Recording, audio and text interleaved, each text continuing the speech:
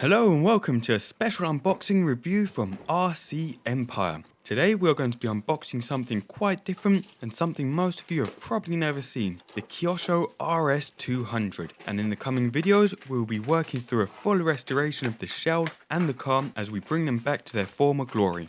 Now, I had a hard time finding any solid information on this car. Although it was launched around the same time as the Kyosho Ultimas and the Optimas, it doesn't have anywhere near as much information on it.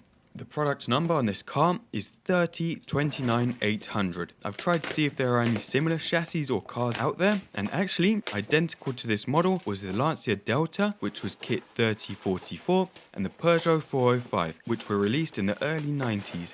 But the only other similarities I've seen with this car and others is a wide stance from the front shocks of the RS-200 and those found on the Optima Pro, released in 1986, and the Optima Gold, released in 1985. But anyway, a bit of background detail of what I could find. The RS-200 was released in 1988, 30 years ago, and 18 years after the first Nitro car was released by Kyosho in 1970. This kit was bought second hand, and the packaging, as you can see in the box, did its job. There's a lot of polystyrene in there, which has protected everything. It comes in this amazing bright yellow box, which was normal for Kyosho back then. You can see the box has a few knocks, but for 30 years old, it's in pretty good condition. And it's great to see that at least it hasn't got sun damage or gotten damp or mouldy sat in the garage. As you can see with our little 30cm scale ruler, it's not a massive box, but around the outside you've actually got quite a lot of detail and information of the kit and its features, as well as some measurements and some specifications in both English and Japanese.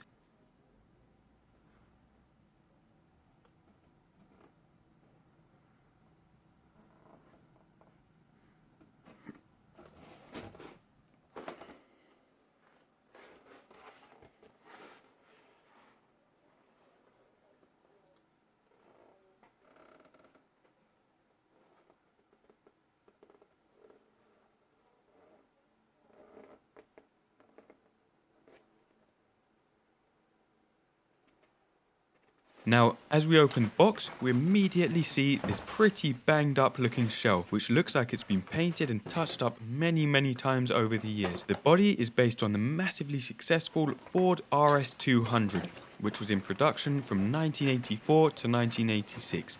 Interestingly, on the box, the shell colour is a dark blue, but the original owner decided to paint it white, as most of the real ones back then were. As you can see, not only is the paintwork in bad condition, but there's a few cracks around it and the stickers are starting to peel off. And of course, we are going to be doing a full massive restoration on this shell, so look out for that and hope for the write-up very soon on our website. Now, onto the actual car. From front to back, this car actually measures in at 355mm, and including the tyres, its width is 235mm on both front and back. In terms of its condition, it is absolutely filthy, and it actually looks like there are 30 years of grime built up on it, and we'll need a full strip down before we run it. You can also see there that it's got these pretty good makeshift body mounts made out of copper, and of course you can see the tyres are pretty worn out, so it's had a good run. This RS-200 is a 4-wheel drive 1/10th scale rally car and features the OS 10 Max engine, which was 0.1 cubic inch or around 1.6 cc, and I believe this is the 1987 10 FPB engine from OS.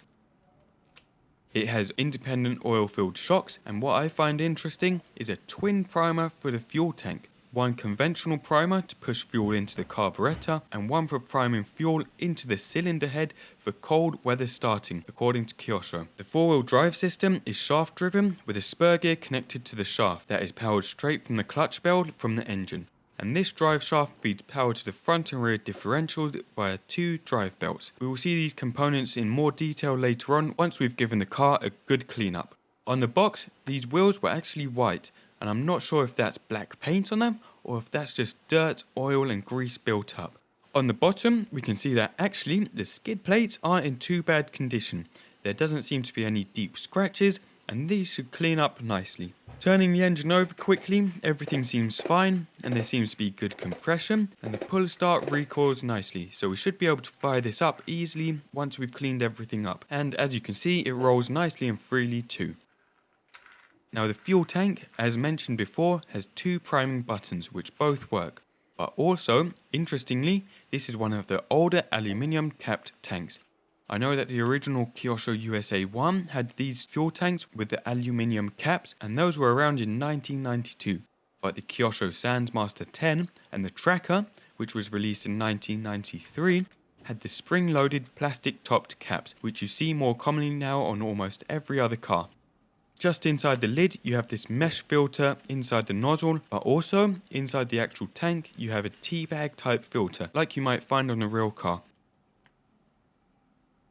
One amazing feature on this car is what I believe to be a little flap inside the exhaust, and you can see that just above the exhaust, and I've never seen one of these before on a remote control car. And it's worth noting that this is Kyosho's work and not part of the OS engine design. On the top here you can see these 2 original looking servos, and it will be interesting to see if these still work after 30 years, but unfortunately the writing is rubbed off of both of them, so I'm not sure what they are. And quickly before we finish up, just as a comparison, you can see the RS-200 compared to our Kyosho Ultima RB, and in terms of the wheelbase these are near enough identical. And there you have it, our quick initial unboxing of the 1988 Kyosho RS-200. I hope you have enjoyed this video and seen a few new things. We will be back very shortly with a full restoration of this amazing car and taking a look at the components in more detail once we have removed these thick layers of dirt. We will also be back with a very detailed restoration of the body, replicating the RS-200 of the mid-1980s. So let us know if you have any questions, please rate and subscribe. Thank you for watching, and I'll see you soon.